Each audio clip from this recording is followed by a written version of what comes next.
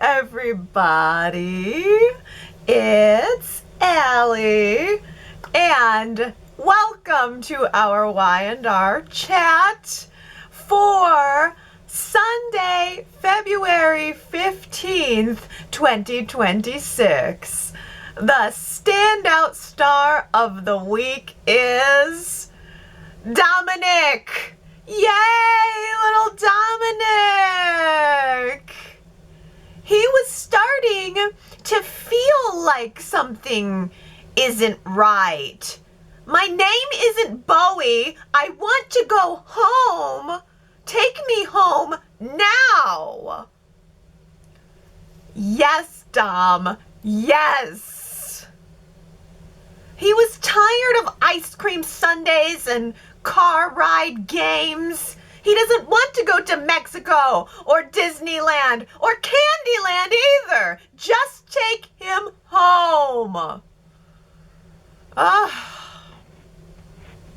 Mariah was willing to say or do anything to get him to stop questioning her.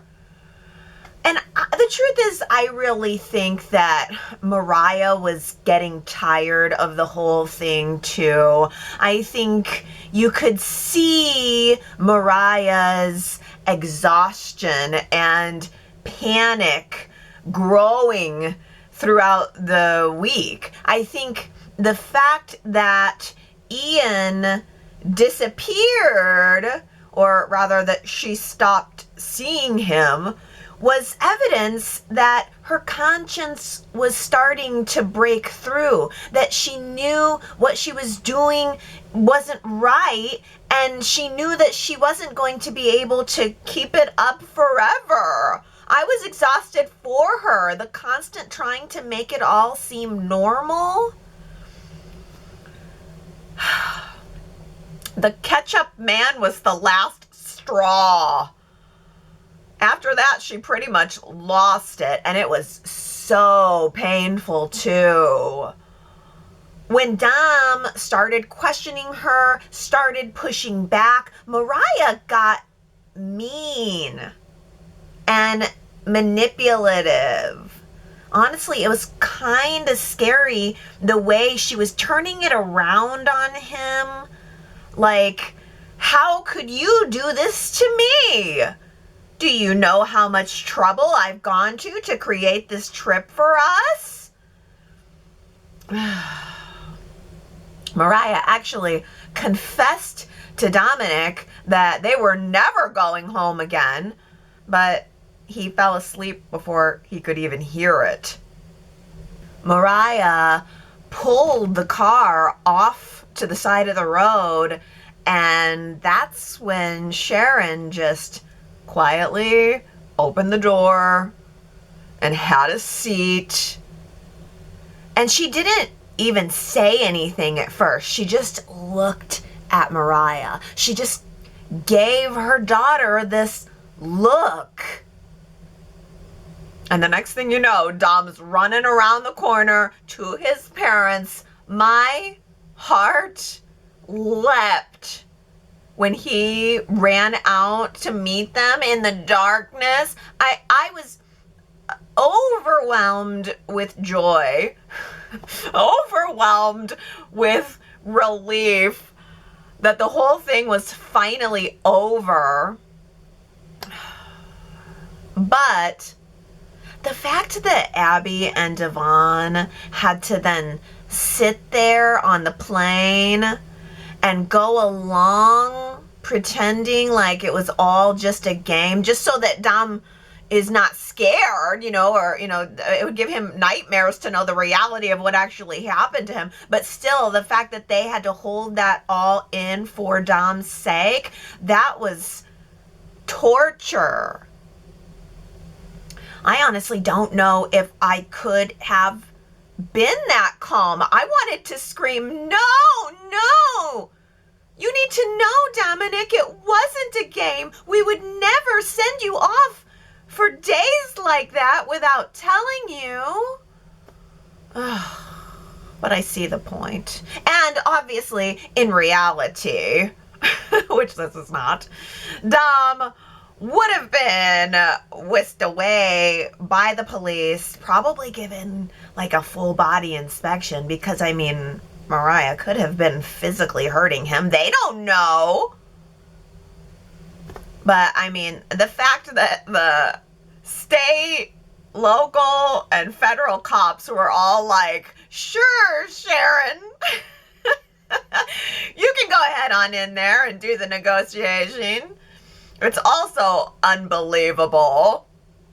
And then, yeah, sure, we can let the local Wisconsin cop drive the perp into the station after a nationwide manhunt. No problem. I mean, none of that was exactly realistic. But you know what? I don't even care. I'm glad it wasn't realistic. I think soaps feel the need to be too realistic these days. It makes it harder to go along with the fantasy. All I ever need is character believability, and then that will make me go along with any crazy scenario they come up with, including this one. Devon called Tessa to let her know that Mariah had been captured, and Tessa knows exactly how much trouble Mariah is in. There is no way that Mariah is gonna get off without some prison time. Although, I don't know, Abby and Devon's, let's call it light reaction to their friend taking their child might just pull some weight with the authorities. But I mean, after a full-blown kidnapping, I would think that Tessa would at the very least want to file for full custody of Arya, if she hasn't already.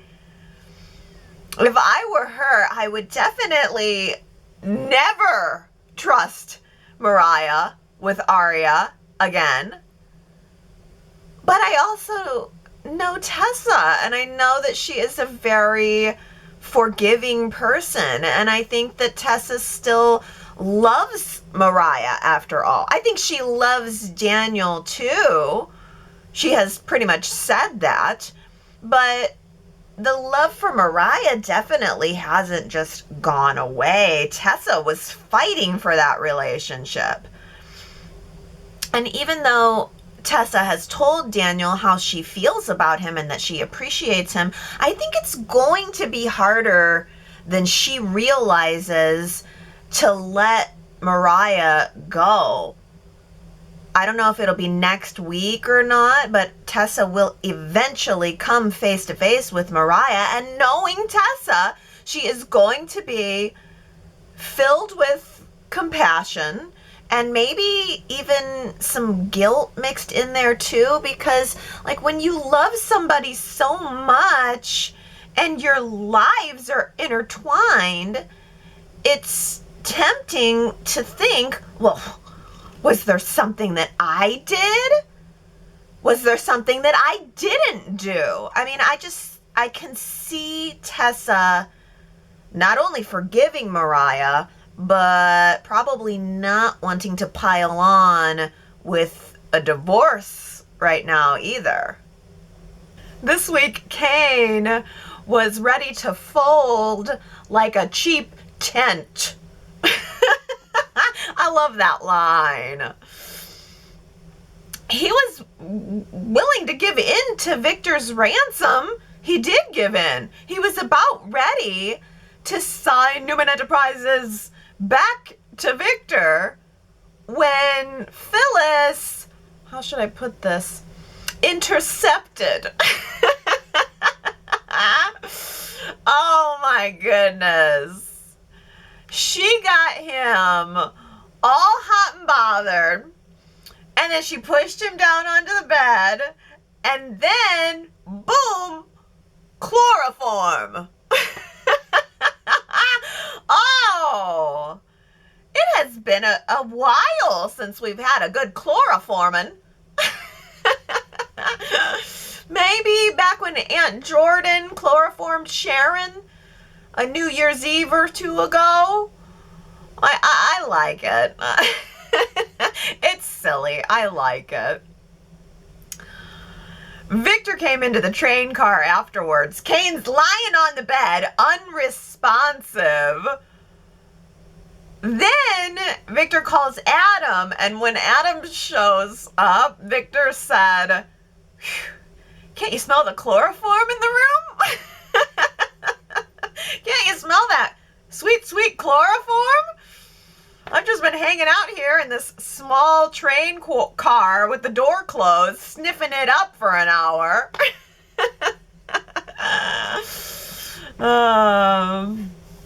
Chloroform. Takes me back. Why didn't I think of that? Oh, boy. Well, while the Newmans were all trying to put together what exactly had happened, Phyllis was back in Victor's office. I mean, her office. Sorry. And tap, tap, tap, tap, tap, tap, tap, just transferred all of those assets right over to herself. She transferred Chancellor and Newman Media over to Billy, and everything else over to herself, all in a couple of keystrokes. Beautiful. Simply beautiful. I don't know. I'm not sure that Billy's participation really should have earned him 2 companies. He didn't do that much. All he did was go over to the ranch for 5 minutes and stall the Newmans, and he walked away with 2 major companies for 5 minutes of work. That's a pretty good deal. I am kind of surprised, though, at how quickly Billy was willing to stab Kane in the back. Billy and Kane have been bonding a little bit lately, and not just over Chancellor, but over, you know, their love lives a little bit, but more importantly over Jill. And Kane was going to just sign Chancellor over to him free and clear. And which, you know, seems like a pretty generous gift. And then the second that Kane is not able to deliver on that deal, oh, forget it. Billy was all in with Phyllis's plan. Billy told Phyllis, "Hey, it's Valentine's Day. You know, why don't you just throw in a company for my girlfriend, Sally? She really likes media companies, so, you know, I was thinking Newman Media with a big bow on it." Sally was not happy to receive that particular gift, the gift of a stolen company. And I mean, I cannot say I blame her. I feel like taking on Newman Media would be way more of a hassle than it's worth. All it would do is put her in the middle of the mess that she's been trying to avoid. I totally get Sally's perspective on that. And I totally get why she doesn't really want Billy tangled all up in it either. But that's about where my sympathies stop. I think because I am just so tired of Billy and Sally arguing over this. It never accomplishes anything. Billy's gonna do what Billy's gonna do. And at this point, I think Sally should just leave him. If she is not happy in the relationship, leave him. The problem is, though, Sally still works at his company. She can't just be done with him. She's intertwined with him. She threw away her design career to put all of her eggs in Billy's basket just to find out that Billy's basket is bonkers. Okay, I don't know about you guys, but I am completely Team Diane, aka Team Drama. If I came around the corner with my glass of wine and found my husband in an embrace with his ex-wife in my living room that I redecorated, you better believe I would put my foot down on that. But then again, I'm the jealous type. I've been raised on soap operas, so I know affairs are common, nay, expected.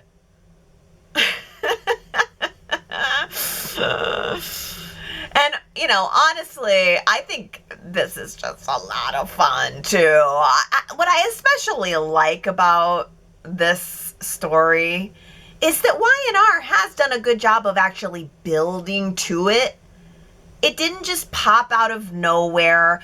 Diane has been patiently letting Jack support Nikki and patiently listening to Jack's belief that Nikki would save the day for the family and for Chabot. I think Diane has been more than patient.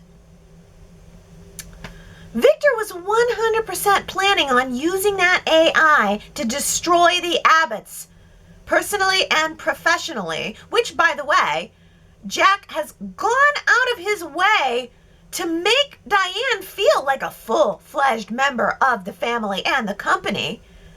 And then Nikki just sits there, weepy and innocent, kind of almost like a victim, while Jack rants about how evil Victor is. Well, Nikki supports Victor by staying married to him. She's his partner, not his victim. Shouldn't Jack maybe be mad at Nikki for enabling Victor? But he's not. Victor gets dragged, and Nikki gets a hug, and Diane is just supposed to accept it. No. Oh, I love this storyline.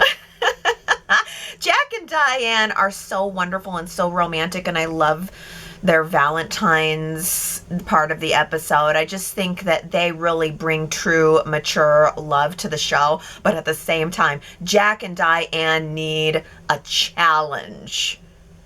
This month, it's Nikki. But next month, it's also going to be Patty. It has been 10 years since Patty Williams and Mr. Kitty have graced our Genoa City Young and the Restless screens.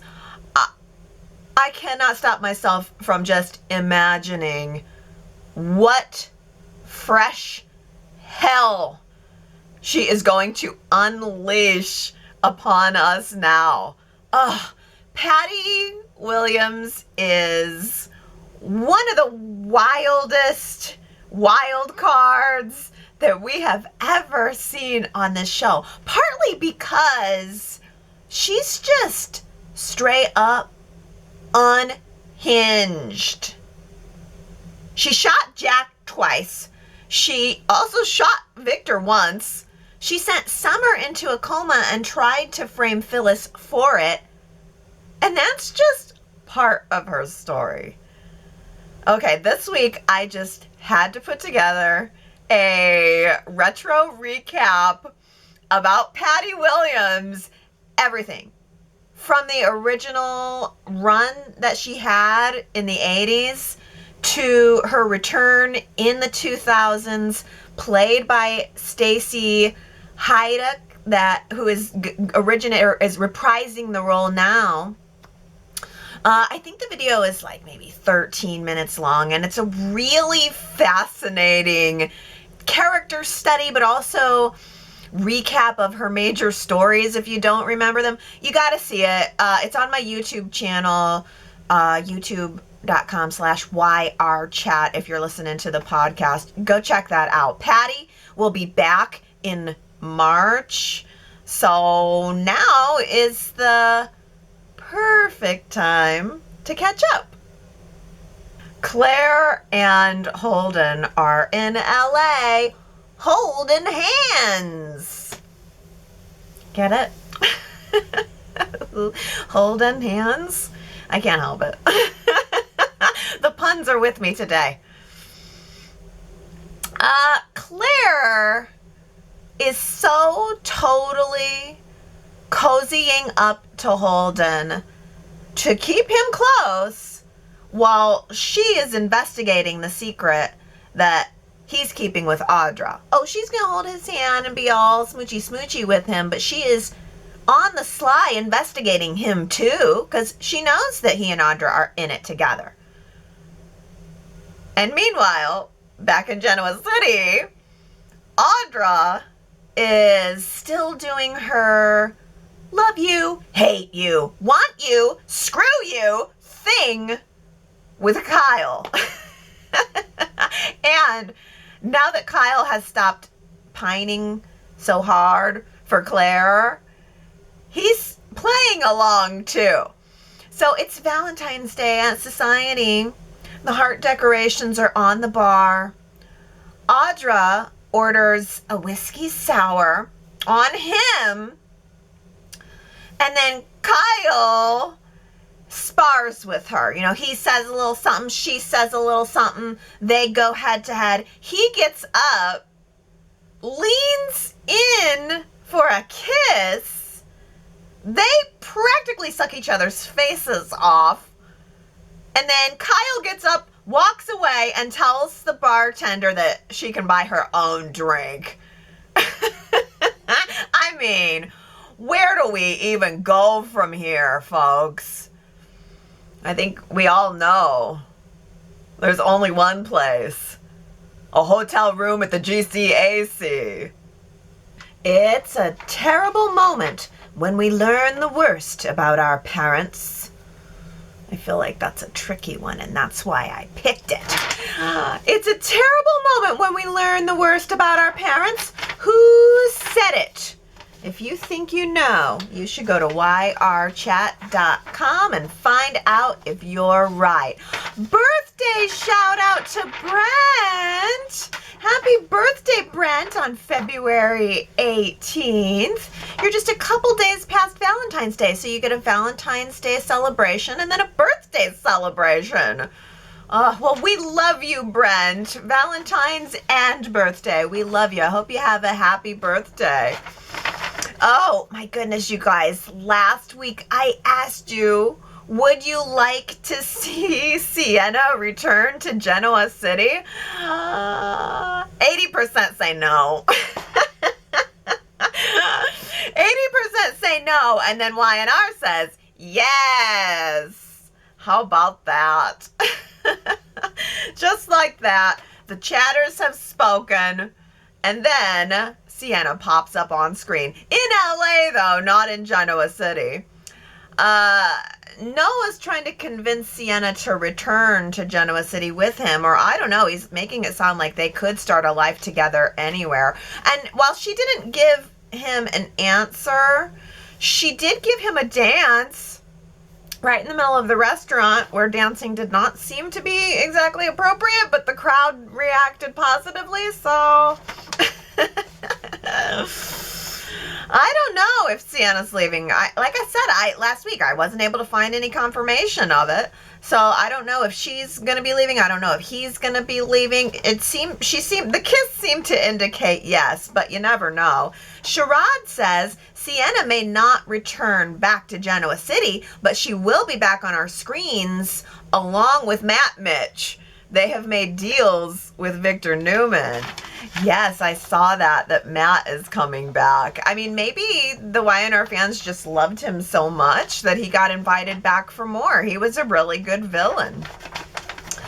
I don't know if I want to see more of the Matt, Sienna, Noah thing, though. I'm all for Matt, but I don't know if I need it to be more of that whole drama.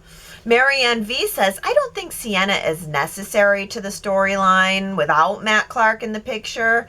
I don't think Sienna and Noah would have lasted anyway. They sure are having to fight pretty hard to be together. Tony says, I would like to have seen a triangle. Noah, Sienna, and Nick. Maybe there's still time for that. Sienna could be the one to rescue Nick. Oh, that's true. A little counseling from Sienna about the drug addiction he's about to have. Astra says, I like Sienna. I just didn't like her being saddled with Noah, who acts like a teenager getting his first girlfriend rather than a grown man he's supposed to be. I always thought there was chemistry in the interactions of Nick and Sienna. So if she comes back, she needs to drop Noah and date his dad. I love that idea. I mean, that is a comment I have heard a lot. A lot of people have said, Sienna, yes, but pair her with Nick. That could be interesting. Oh, here's some Valentine's Day notes from Kamna, who says, for the women of Genoa City, Victoria, holding on to that info about Lily is going to come back to bite you and send Nate straight back to Audra. Ooh. Number 2, Lily. Kane is thankfully going to be so done with you when he learns that you went along with this. 3, Claire, you've got some Aunt Jordan in you after all. And Holden is about to find out and run. Bravo to number 4, Diane, for calling Jack out on the Nikki factor. And number 5, Phyllis, for having the biggest balls in Genoa City. You go, girl. I love that. And here's this from Jamie, who says, yes, Red has officially pulled off the heist of a lifetime in perfectly Phyllis fashion. The phoenix has risen, and I am stoked to see her fly for as long as possible. I hope that Phyllis squirrels away a Newman-sized nest egg while she's at the helm and stashes it safely offshore in a Victor-proof account. I want her future endeavors and life of luxury to be guaranteed and fully funded for herself and her posterity, regardless of whether or not she maintains control or ownership of Newman Enterprises. I know Red is riding high on her epic coup and feeling invincible right now. However, I hope she can see beyond the glitter of this moment and plan ahead for all things Victor.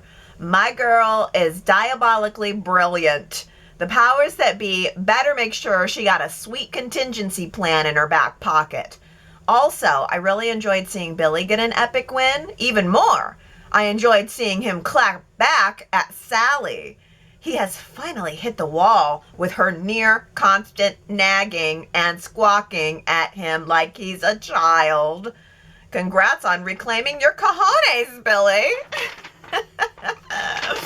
You know what, Jamie? I think you make a good point that whether or not Phyllis keeps Newman Enterprises is one thing. She needs to get some money out of this deal so that she can stop being so desperate for everyone else to give her a job in Genoa City. It would be great if she did get some money out of this and then start something of her own. Although, I don't know, Phyllis on the edge is when Phyllis is most interesting. So maybe it's good to keep her a little on edge. But yeah, hopefully at least she'll get some money and not prison time. Naomi says never count Phyllis out and never stand in her way when she fixates on something. Billy wasn't shocked and didn't ask questions about why Kane was sprawled out or either unconscious or dead. If I wrote this mess, I would have Kane not recover from the knockout fumes. Phyllis would finally have gone too far and the murder trial begins. Ooh, Naomi, but you know what? What if Kane fakes his own death? makes it look like he died, and then, oh my goodness, it could be like a whole who killed Cain Ashby thing. If Cain's faking, that would be great. Daisy says, I'm not a fan of the Cain storyline, not just because we've seen companies stolen before, but because Sam was just erased. It seems so cold to me to forget a whole person, especially one that Lily started to mother, then rejected. That would have been a great storyline. Cain has had a vendetta against Lily because Sam seems to be just like Cain's brother, and he blames Lily's rejection of Sam for what's happening to him. Anyway, I just hope Cain wakes up and fixes the problem he created. If he had a way of accessing his program to pay Victor back, then maybe he had another access point to create as a safety net. I hope this storyline ends next week, though, with Phyllis and Billy at the bar licking their wounds. I do kind of just want that AI program to be destroyed, Daisy. That's what I'm waiting for. I want someone to just destroy and end the AI program. That's the only, like, just like Dom being returned to his parents, I feel like the light at the end of the tunnel that I can't wait to get to is someone just destroying the AI forever. And then maybe just never even saying the word AI again on the show. That'd be nice. That's how over it I am. Brent says, am I the only one surprised that Billy was in on the Let's Chloroform Cain plan? I try to be sympathetic to everyone's favorite perennial loser, but resorting to violence like this, I can't go for it. Imagine explaining this to Johnny and Katie. Here's your legacy, kids. Chancellor Industries. I only needed to use chloroform on the owner to get it to you. Never mind how Cain got it. I don't like Billy. You've lost my sympathy and support. You know, and the interesting thing, Brent, though, too, is that Billy rationalized it as Phyllis is the one who chloroformed him. Phyllis is the one who did all this. I just got it from Phyllis, so I'm not complicit. See, my hands are clean. And Sally did not let him get away with that. But I feel like, you know, back to my original point, I agree with Sally. I agree with her. I'm just tired of hearing it over and over again. Leave him. He's not going to change. He's going to do exactly what he wants to do. If this is how he wants to be, let him be it. But just move on with your life. Problem is, again, she's working for him. You know, I know they have a napkin deal. Just doesn't seem real sturdy to me, though. The napkin deal. Well, Ryan says Victoria threatening Billy and using the children as leverage to get back at him really is a new low for her, but also true to character. Victoria is much like her father, more so even than Nick and Adam. It wasn't her finest moment, but it did make sense to me that Victoria would pull something like this to feel like she always has to be in control. You know, Ryan, what I was thinking about that whole mess is it's like overdone, the whole don't do this thing or your kids will disown you. Because it was first Cain being, not able to do his dirty deeds because of Maddie and Charlie disowning him. Then a couple weeks ago, it was Summer telling Phyllis to not contact her anymore, and then Daniel too. And now Victoria's threatening that Johnny and Katie won't talk to Billy if he continues through with his thing. And it's just like, all right, it's a theme. We need to wrap it up. Victoria says, Billy told Victoria that the AI problem is all Victor's fault. I think not. Victor's guilty of being greedy and evil, but the AI problem begins with Cain. The viewers spent an unending summer in France, held captive by Cain and his train. Cain needs to be the one to destroy it, but his own greed seems to equal Victor's. Otherwise, we wouldn't be wondering about Lily, Maddie, and Charlie, or how Victor and Adam can recognize the smell of chloroform. I heard that Crystal Khalil is back on set. filming her scenes. So hopefully we'll see Lily here within the next couple of weeks and we can continue on. And you're right, you know, somebody needs to destroy the AI program, and it almost makes more sense that Kane was the one to create it. Kane was the one to unleash it. Kane should be the one to destroy it. Ryan says, I guess there's trouble in paradise for Jack and Diane, and I am here for it. Diane hasn't had a chance to get her claws out nearly as often for my liking since her return. They seem to have really softened the character, and I don't like that one bit. I'm ready to see her get back in the ring, and Nikki might just be the person to bring out the real Diane.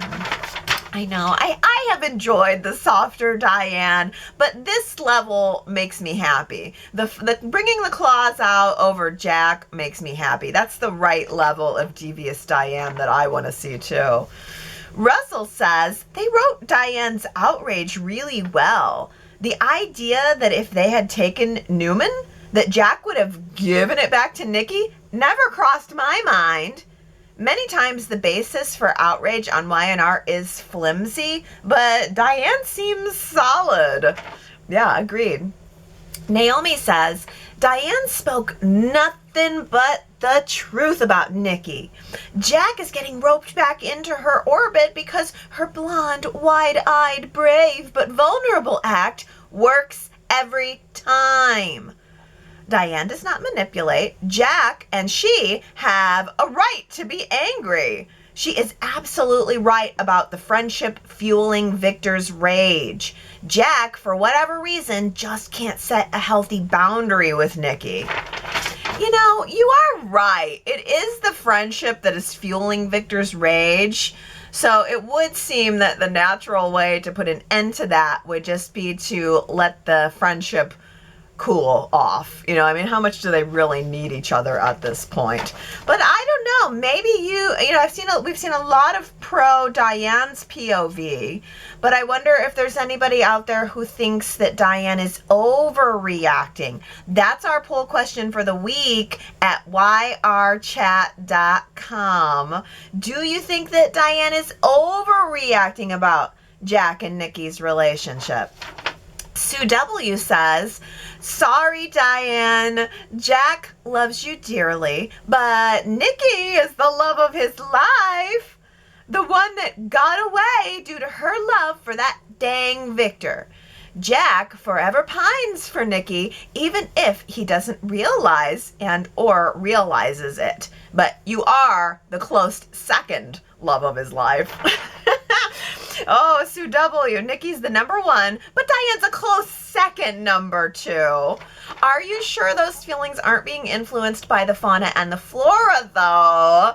Because in the Fauna and the Flora, Jack Rabbit is very much in love with Mickey.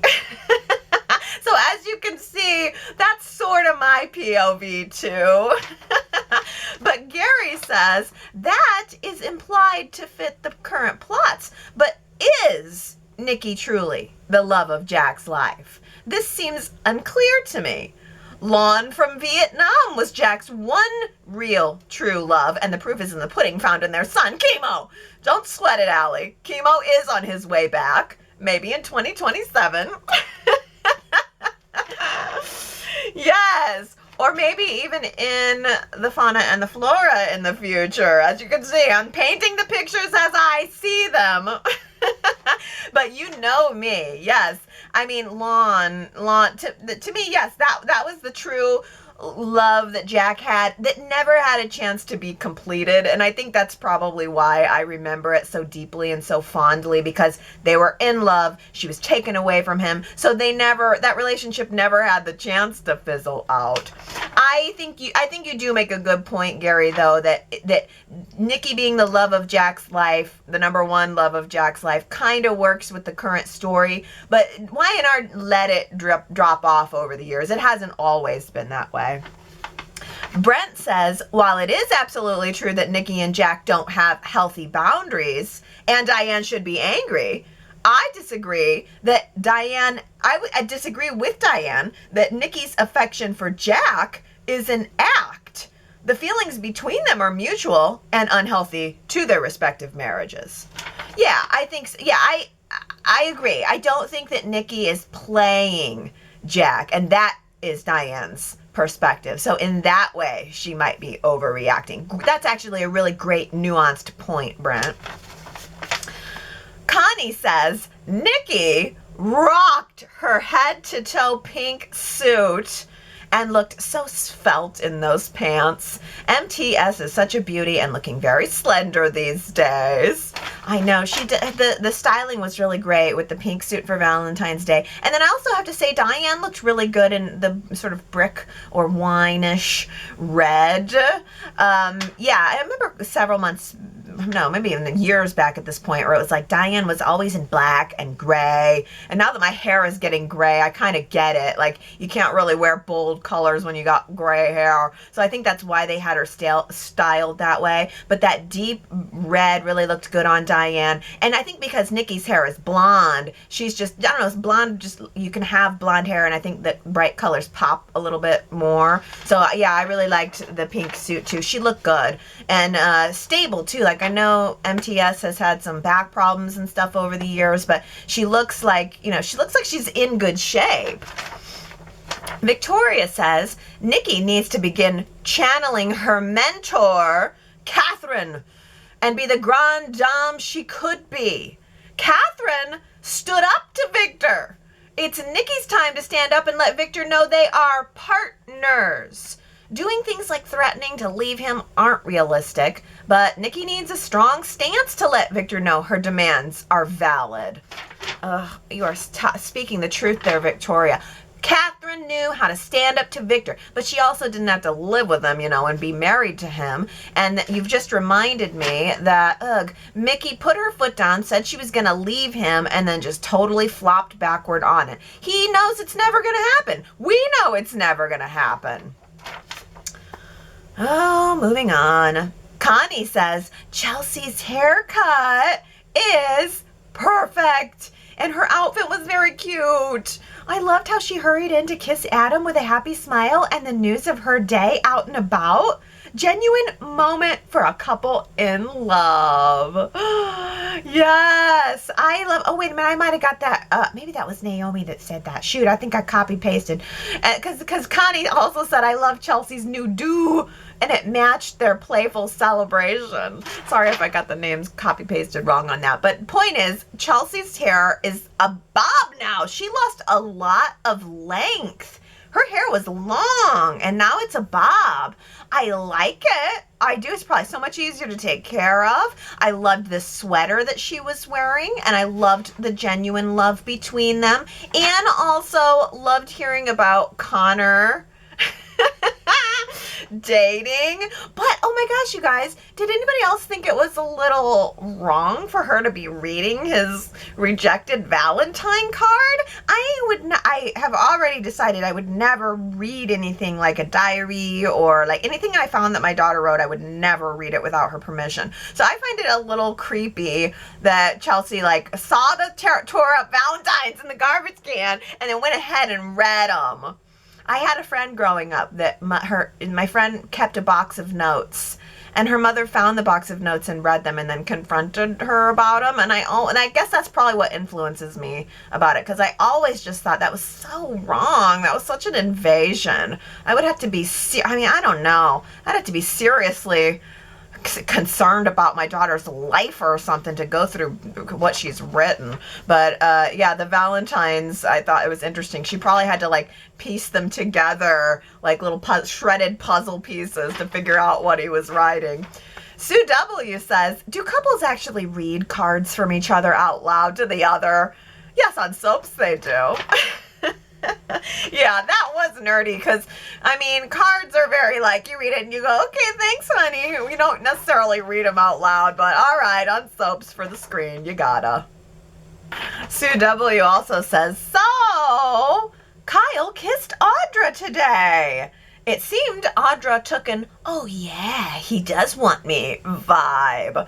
I just don't think he does. And I'm starting to want more for Audra than blindly thinking herself every man's ultimate desire. One-upping suggestive banter gets old. Same thought that I had, Sue W, that it was like, her reaction was, I knew you wanted me. In fact, I think you might be obsessed with me, when he's shown really no signs of that whatsoever. T. Nicole says, Claire is losing me. I completely understand Claire not liking Audra and having a rivalry between them based on the fact that Audra started the whole feud by trying to break up Claire and Kyle. But Claire trying to dig up dirt on Audra and locate the missing art dealer is getting too obsessive and a waste of her energy on someone she could just ignore. I am all for seeing the cat fights, such as the water being thrown in each other's face or pushed into a pool, but this deep dive search she is doing is too much. Well, you know, T. Nicole, what pulls me away from it is how long it's taken. If they would just get to it, and if we could actually, you know, it's like weeks go by. We saw the black and white flashbacks weeks ago. If we could just get to it, that might make me more interested in it. Connie says, Ethan Ray Clark, who plays Dominic, has a natural talent and his acting skills are exceptional for such a young guy. His performance got me thinking about Daytime Emmy Awards, so I did a little research. Fun facts, from 1985 to 2023, a young performer had a separate Emmy category for juvenile or outstanding younger actor actress awards. After 2023, they had to compete as supporting lead or guest actor or actress. Since 2022, young performers have had an alternative award from Children's and Family Emmy Awards. I love the teachable moments, and I love this gifted kid even more. Yeah, Connie, and he would have been, would be in those scenes with someone who received an Emmy as a child actress too, Cameron Grimes. So that's a really interesting full circle moment. And I didn't know that they had to compete in the supporting lead actor. Why would they do away with the younger character? Maybe there's just not as many younger actors on daytime television or in primetime or, eligible for Emmy Awards. Seems like they should just have their own category the way it was up to 2023. Ryan says that was some beautiful acting on the part of Cameron Grimes and Sharon Case. That emotional scene in the car together was so touching. I'm sad to see the hate Sharon gets online these days over some feeling that her acting has declined. I disagree. I still see Sharon as capable of absolutely bringing it when she needs to. Some people change as they age, folks, but the old Sharon is still there. That's a great comment, Ryan. I really like that. I really appreciate that. I'm sure that Sharon Case is probably doing exactly what they're asking her to do. I mean, Sharon has been on drugs and accused of murder, and her life is torture. Year after year, her life is torture. She's probably playing PTSD because that's what Sharon's life is, PTSD. And also, great point too, that as, however we feel about Mariah, Cameron Grimes did a great job. I mean, as she was, looking out the window right after she got arrested, and then she went to touch her hair and the handcuffs came into screen, and you just understood the fullness of what was on her mind. And then in the dark, just looking at Sharon, and Sharon saying, this is, I think Mariah said, you came, and Sharon said, that's what mothers are for. And it was simple, and it was dark, and it was depressing, and you're just left thinking, what is the future going to be like for Mariah? I do not know. Brent says, powerful, emotionally rewarding scenes between Sharon and Mariah. Sharon demonstrating a mother's love. And of course, Abby and Devon and Dom. How blessed are we to have amazing actors on this show. And I'm glad the storyline's over. It was every bit as horrifying as it should have been. Yeah, there was something about it that was just so, horrifying. It was like a horror storyline. And there was aspects of it that seemed so real, like the psychological ways that a kidnapper would manipulate a child. Like, I don't know who came up with that, how you would know how to get there, but it makes sense that, like, you would have to manipulate the child away. You know, I mean, she didn't, like, physically force Dom. She didn't, like, whack him over the head and put him in the trunk. No, she psychologically manipulated him away, and that was, to me, a horror. Naomi says, okay, I do now feel sorry for Mariah due to the actress's skilled portrayal. She was totally shut down in the back seat with Sharon. When her face crumpled into tears, leaning into her mom, my heart was broke for her and for Sharon. Dom is adorable, and I was pleased that Abby was right to insist on a low-key first contact. At that moment, I thought she was making a mistake, and the opportunity to get Dom rescued would vanish. I am so glad that Dom is safe, and the sound and the yet another kidnapping part of the story is over. Yes, that seems to be the theme. Everybody's so glad Dom is rescued, but more importantly, so happy that it's over. Victoria says Sharon knocking on the window and Mariah's reaction was a gut punch. Mariah planned and orchestrated a kidnapping, but it's hard not to feel sorry for her. Both actors' portrayals of the scene keep the viewer's emotion high. Yeah, you know, I mean, I think there's a difference between, like, necessarily feeling sorry for Mariah, but and being able to empathize with Mariah. I think that's kind of more what we're all expressing. We understand the psychological elements that got her there. We like her. We didn't want this for her, and yet we know that she did this absolutely awful thing. It's gritty. That's what makes it compelling. Russell says, I can't believe that the resolution planning of this kidnapping is being dictated by Sharon Devon and Abby's feelings and concerns. James Burrow's first case, and he's being told how to police by the civilians. Back at the Chancellor house, he initially advised everyone against flying out to Mariah's location, but after Abby insisted and they asked him to come, he folded and said a meek, okay.